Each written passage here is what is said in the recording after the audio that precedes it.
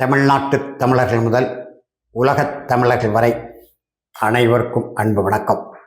அன்பிற்குரிய தமிழர்களே, எம்மை பொறுத்தவரையில் தமிழ் தேசிய தளத்திலும் களத்திலும் பேசுவது, எழுதுவது, அதோடு நிறுத்திக் கொள்வது என்பதல்ல. இன்றைக்கு தமிழ்நாட்டிலே எத்தனையோ தமிழ் தேசிய அமைப்புகள், கட்சிகள், இயக்கங்கள், பேரவைகள் இயங்கிக் கொண்டிருக்கின்றன. பல பேர் எதுவுமே செய்யாமல் நான் தான் உண்மையான தமிழன், தமிழுக்காக நான் தான் பாடுபட்டிருக்கிறேன், தமிழுக்காக நான் தான் குரல் கொடுத்திருக்கிறேன், தமிழுக்காக நான் தான் போராடி இருக்கிறேன் என்றெல்லாம் சொல்லி இந்த திராவிட மாடல் அரசிடம் எந்த தமிழை தலை குப்புற கவிழ்த்ததோ 1968 அறிஞர் அண்ணா தலைமையிலான திராவிட முன்னேற்ற கழகத்தின் அமைச்சரவை, சட்டப்பேரவை, அந்த திராவிட மாடல் அரசிடமே போய் நூற்றுக்கணக்கிலே விருதுகளை வாங்கி கொண்டிருக்கிறார்கள். ஒவ்வொரு மாவட்ட ஆட்சித்தலைவரிடமும் பல பேர் அந்த விடுதலை நாளிலே அல்லது குடியரசு நாளிலே இப்படி விருதுகள் வாங்குகிற வழக்கம் உண்டு. நாம் உண்மையிலே மணக்கவரும் தென்றலில் குளிராயில்லை, தோப்பில் நிழலாயில்லை, தனிப்பது அரிதாம் துன்பமுது, தமிழ்நாட்டில் தமிழ் தெருவில் தமிழ்தான் இல்லை என்ற அந்த பாவேந்தருடைய அந்த இலக்கிய இயக்க அடிகளுக்கேற்ப தூத்துக்குடி, திருநெல்வேலி மாவட்டத்திலே தமிழ் பணி ஆற்றி வருகிறோம். இன்றைக்கு திருநெல்வேலி மாநகராட்சி கட்டடங்களில் ஏற்கனவே 2022 பல கட்டடங்களில் ஆங்கிலத்திற்கு முன்னுரிமை கொடுத்து எழுதப்பட்ட அந்த நிலையை மாற்றி இன்றைக்கு 95 விழுக்காடு ஆட்சி தமிழ் சட்டப்படி எழுத வைத்திருக்கிறோம். தொடர்ந்து எழுதி கொண்டிருக்க, போராடி கொண்டிருக்கிறோம். இந்த நிலையில் நாம் தேவையான கடந்த அக்டோபர் 2, அதாவது பெருந்தலைவர் காமராஜருடைய நாள், அதே போல அண்ணல் காந்தியடிகளுடைய காந்தி ஜெயந்தின்னு சொல்லுவாங்க, அந்த நாளிலே நூற்றுக்கணக்கான பெண்களை நம்முடைய பெருந்தலைவர் காமராஜர் சிலைக்கு கீழே திருநெல்வேலியை திரட்டி, ஏனென்று சொன்னால் பெருந்தலைவர் காமராஜரிடமும் அண்ணல் காந்தியடிகளார் அவர்களிடமும் நமக்கு மாறுபட்ட, முரண்பட்ட கருத்துகள் உண்டு என்றாலும் மது ஒழிப்பு, மது தேவையில்லை என்பதில் இந்த தலைவர்கள் உறுதிமிக்க நிலைப்பாட்டோடு செயல்பட்டவர் என்பதனாலே அந்த தலைவர் நாளிலே நூற்றுக்கணக்கான தாய்மார்களை திரட்டி மதுவுக்கு எதிராக உறுதிமொழி எடுக்க வைத்த அந்த நிகழ்ச்சி பரபரப்பாக அன்றைக்கு பேசு பொருளானது. தென் மாவட்டங்களிலே நாம் அதை செய்தோம். அதே போலதான் இந்த போராட்டத்தை இன்றைக்கு ஆர்ப்பாட்டம் மீது ஆர்ப்பாட்டம், ஆர்ப்பாட்டம் மீது ஆர்ப்பாட்டம், தமிழர்கள் நாங்கள் திரண்டு எங்கே, தமிழர்கள் நாங்கள் திரண்டு எங்கே நடத்துகின்ற ஆர்ப்பாட்டம். ஒன்றிய அரசு, பாஜக அரசு, ஒன்றிய அரசு, பாஜக அரசு தமிழ்நாட்டிற்கு தர வேண்டிய, தமிழ்நாட்டிற்கு தர வேண்டிய லட்சம் கோடி ரூபாயை உடனே கொடு, உடனே கொடு. ஒன்றிய அரசு, பாஜக அரசு, ஒன்றிய அரசு, பாஜக அரசு மீட்டி எடு, மீட்டி எடு, மீட்டி எடு, மீட்டி எடு. காங்கிரஸ்காரன் பாறை வார்த்தை, காங்கிரஸ்காரன் பாறை வார்த்தை. திராவிட மாடல் கண்டு கொள்ளாது, திராவிட மாடல் கண்டு கொள்ளாது. பச்சை தமிழன் கச்ச தேவை, பச்சை தமிழன் கச்ச தேவை. மீட்டி எடு, மீட்டி எடு. அப்புறப்படுத்து, அப்புறப்படுத்து. தமிழ்நாட்டு சாலைகளின் சுரங்க சாவடிகளை அப்புறப்படுத்து, சுங்க சாவடிகளை அப்புறப்படுத்து.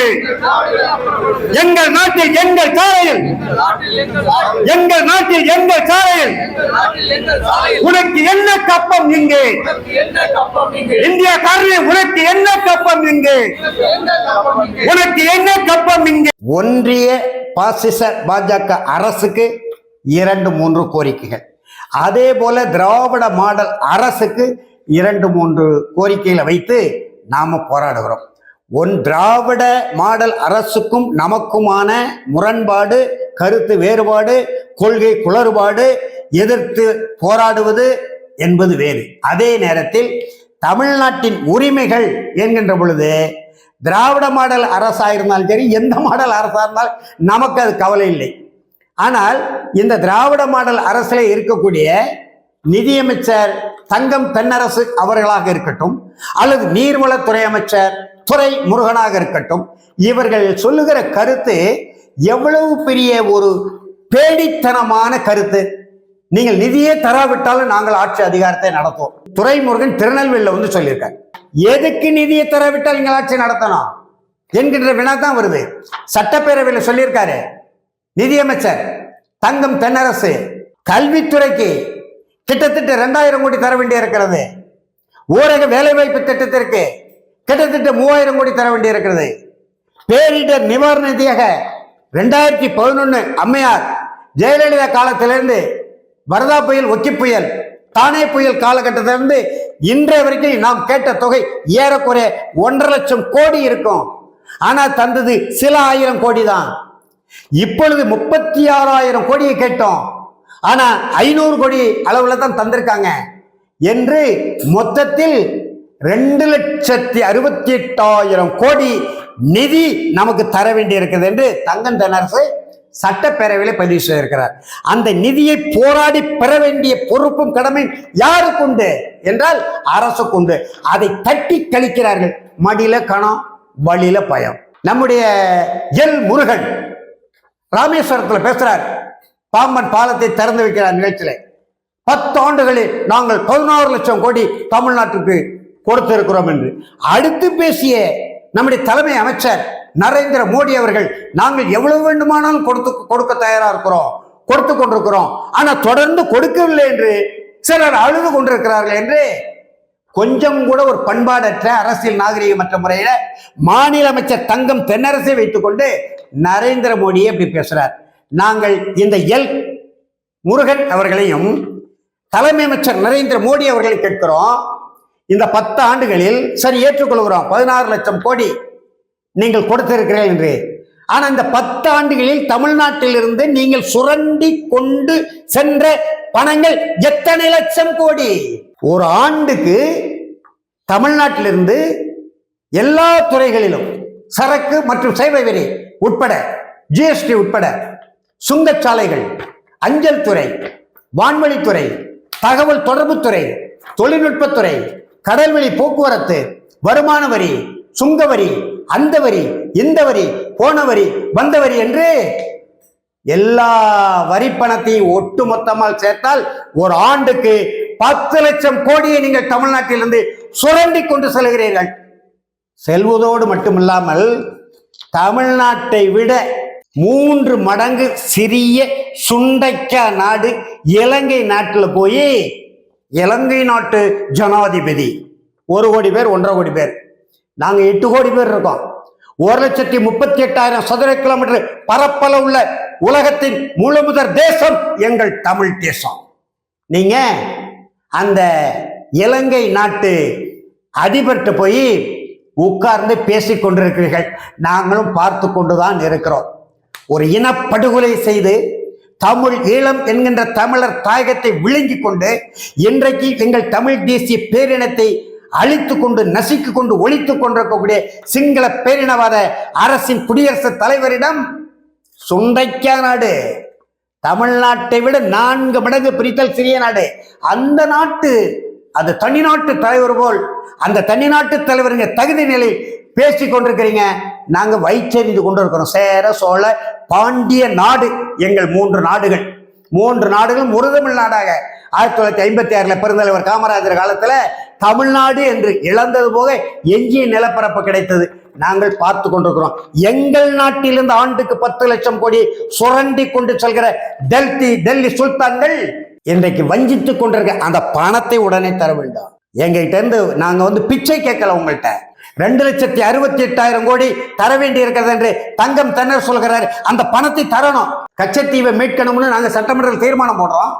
234 சட்டமன்ற உறுப்பினர்களை உங்க கட்சியை தவிர அதிமுக ஆதரவோடு 8 கோடி தமிழர்களின் என்ன ஓட்டம் கச்சத்தீவு மீட்டால்தான் 83 இன்றைய வரைக்கும் பல்லாயிரக்கணக்கான மீனவ தமிழர்கள் சிங்கள இனவரி கடற்படையினால் சுட்டுக் கொல்லப்பட்டிருக்கிறார்கள். அதுக்கு மாற்று வழி வேறு இல்லை. 74 இந்திரா காந்தி கொடுத்த, கருணாநிதி வேடிக்கை பார்த்த பச்சை தமிழ் நிலமான கச்சத்தீவை மீட்டு தமிழ்நாட்டோட சேர்க்க வேண்டும் என்று தீர்மானம் போடுகிறோம். நீங்க இலங்கை அதிபரோட உட்கார்ந்து பேசிக் கொண்டிருக்கிறீர்கள். மனிதநேய அடிப்படையில் கூட எங்க மீனவ தமிழர்களை பற்றி நீங்க பேசல. மாறாக இந்து கோயில்களை அழித்து புத்த விகார்களை கற்ற இடத்துல போய் நீங்கள் அந்த விழாக்களிலே பங்கெடுத்து வருகிறீர்கள். நரேந்திர மோடி அவர்களே, இந்திய நாட்டின் தலைமை அமைச்சர் அவர்களே, இந்திய நாட்டின் தலைமை அமைச்சர் என்றவர்களே, உங்கள் மீது எங்களுக்கு மதிப்பு உண்டு. ஆனால் எங்கள் தேசிய இனத்துக்கு எதிரான செயல்பாடுகளை செய்தால் நாங்கள் எப்படி உங்களை பார்ப்பது? குட்டி நாடு இலங்கையில போய் அந்த நாட்டு குடியரசுத் தலைவரோட நீங்க பேசுறீங்க. நீங்க சென்னை மீனம்பாக்கம் வானூர்தி நிலையம் வந்தால் உங்களை வரவேற்கவில்லை எங்கள் நாட்டு முதலமைச்சர். 1,38,000 சதுர கிலோமீட்டர் பரப்பளவுள்ள இலங்கையை விட 4 மடங்கு பெரிய நாடான தமிழ்நாடு, 8 கோடி தமிழர்களின் தலைவர் மு.க. ஸ்டாலின் வரவேற்கவில்லை என்று அண்ணாமலை குற்றம் சாட்டுகிறார். கச்சத்தீவை மீட்க வேண்டும், இந்த கோரிக்கையை நாங்கள் வலியுறுத்துகிறோம். சட்டப்பேரவையில் தீர்மானம். அதே போல சுங்கச்சாவடிகள் ஏற்கனவே நாம் பதிவு பண்ணியிருக்கிறோம். தமிழ்நாட்டில் தேசிய நெடுஞ்சாலைகளுக்கு வேலை இல்லை, அதை முழுவதும் மாநில நெடுஞ்சாலையாக மாற்ற வேண்டாம். ஒரு சுங்கச்சாவடி கூட இருக்கக்கூடாது. உங்களுக்கு எதற்கு நாங்கள் கப்பம் கட்ட வேண்டும்? மகிழ்ந்து வாங்கும் போதே சாலை வரியை கட்டுகிறோம், அப்புறம் வருமான வரி கட்டுகிறோம், எல்லா வரியும் கட்டுகிறோம். இதுக்கடையில் காப்பீட்டு தொகை கட்டுகிறோம். பிறகு இதுக்கு 40 கிலோமீட்டருக்கு ஒரு முறை சுங்கச்சாவடியா, சுரண்டல் சாவடியா, வழிபறி கொள்ளைச்சாவடியா? இந்த சுங்கச்சாவடிகளை நீக்க வேண்டும். தேசிய நெடுஞ்சாலைகள் தமிழகத்தில் கிடையாது. தேசியம் என்றால் தமிழ் தேசியம்தான், தேசம் என்றால் தமிழ் தேசம்தான். கூட்டாட்சி கோட்பாடு அடிப்படையில் உங்களோடு இணைந்திருக்கிறோம். ஒன்றிய அரசு இந்த சுங்கச்சாவடிகளை அகற்ற வேண்டும். மாநில அரசும், மாநில சுயாட்சியை பேசுகிற திராவிட மாடல் அரசும் அதை செய்ய வேண்டும். என்ற கச்சத்தீவை மீட்க வேண்டும், சுங்கச்சாவடிகளை அகற்ற வேண்டும். 2,68,000 கோடி நிலுவை பணத்தை எங்களுக்கு தர வேண்டிய உரிமை தொகையை தர வேண்டும் ஒன்றிய பாசிச பாஜக அரசு. அதற்காகத்தான் இந்த போராட்டம். அதே போல இன்றைக்கு தமிழ்நாட்டிலே எங்கு பார்த்தாலும் சமூக படுகொலை நடந்து கொண்டே இருக்கு. காவல்துறை அத்துமீறல் நடக்கிறது. இளைஞர்கள் மதுவுக்கு அடிமை கொண்டிருக்கிறார்கள், கஞ்சா போன்ற போதைப் பொருளுக்கு அடிமை கொண்டிருக்கிறார்கள், உழைக்கும் திறனை இழந்து கொண்டிருக்கிறார்கள். நம்முடைய அன்பு தங்கை கனிமொழி அவர்கள் சட்டமன்ற தேர்தலுக்கு முன்னாலே பேசினார்கள் அல்லவா, விதவைகள் அதிகரித்துக் கொண்டே இருக்கிறார்கள் என்று. அப்படி என்றால் தமிழச்சிகளின் தாலிகள் அறுத்து கொண்டே இருக்கிறது இந்த டாஸ்மாக் கடை, மதுபான கடை. இன்றைக்கு நாட்டில் சட்டம் ஒழுங்கு கெடுகிறது என்று சொன்னால், மனிதனை மனிதன் மதிக்க தவறார் என்று சொன்னால், சமூக படுகொலைகள் தொடர்கிறது என்று சொன்னால், கூலிப்படைகள் பெறுகிறது என்று சொன்னால், சாலையிலே பொதுமக்கள் நிம்மதியாக சுதந்திரமாக போக முடியவில்லை, வர முடியவில்லை, எங்கு பார்த்தாலும் சச்சரவர்கள் காவல்துறையோடு மோதுகிறது.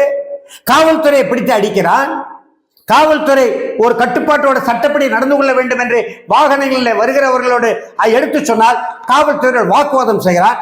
எல்லா பிழையான நடவடிக்கைகளுக்கும், எல்லா சமூக விரோத செயற்பாடுகளுக்கும் தாயாக இருப்பது மது. எந்த கடையை திறக்காது என்று மக்கள் போராடி இருக்கிறானா? மதுக்கடை திறக்காது என்று போராடி இருக்கிறான். ஆனால் திராவிட மாடல் முதலமைச்சர் மு.க. ஸ்டாலின் அவர்களே, மூத்த அமைச்சர் நீர்வளத்துறை அமைச்சர் துரைமுருகன் அவர்களே, உங்களை பார்த்து கேட்கின்றோம். அண்ணா வழியில் அயராது உழைப்போம் உங்களுடைய முழக்கம்.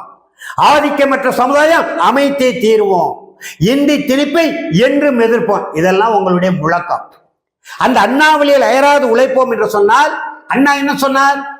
மதுவால் வரக்கூடிய வருமானம் பெருநோயாளி கையில் இருக்கக்கூடிய வெண்ணெய்க்கு சமம் என்று சொன்னாரா, சொல்லலையா? அந்த அண்ணா வழியில நடக்கிறீங்க. தமிழ் இனம் தப்பி பிழைக்க வேண்டும் என்றால் இன்னைக்கு உலகத்திலே உழைப்புக்கு பெயர் போன வலிமை மிக்க மனிதனாக, அதாவது மிகப்பெரிய உழைப்பு பலசாலியா இருந்த தமிழன் மதுபான கடையில போய் வரிசையா நிற்கிறான்.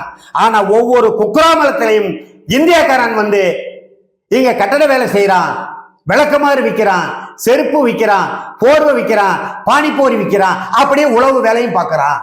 அப்படியே வட மாவட்டத்தில் இருந்து காவல்துறை தேடப்படக்கூடிய தீவிரவாதிகள் இங்கே வருகிறான். அப்படிப்படுறானா இல்லையா?